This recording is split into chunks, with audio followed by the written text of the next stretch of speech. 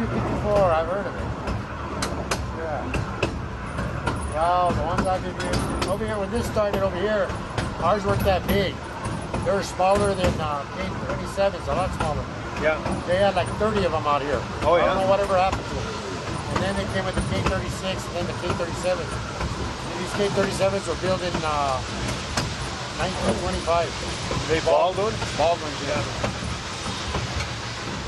So, but we had the earlier ones, and they were run 5 or 6 out of the line from Alamosa all the way to Durango. Oh, yeah? Yeah.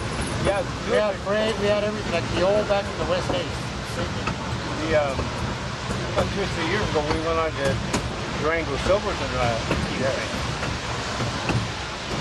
what's the gauge? 3'6"? Yeah, 3 foot.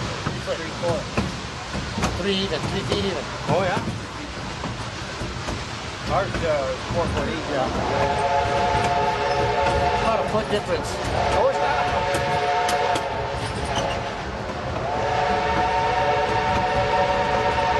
Ours is all ribbon rail, the long rail. Yeah. And concrete sides. Yeah, they used to run a lot faster when they had about 4 or 5 locomotives. And then sometimes they'd have like 10 of them during the winter with the snow blowers. Oh, yeah. Snow blowers and all that, the OY, the OM. See, they made it up here because they thought there wouldn't be that too much snow. They were planning on going to Wolf Creek. Oh, yeah. But because Wolf Creek had so much snow, they figured they'd do it here. Realizing that we get about 12 feet of snow up here. Yeah. Engineer still scratching his head. When was the last time they run the rotary plows? Back in 1990, I think it was 95. Oh, yeah. Yeah, that was the last time. You still use the old water tanks?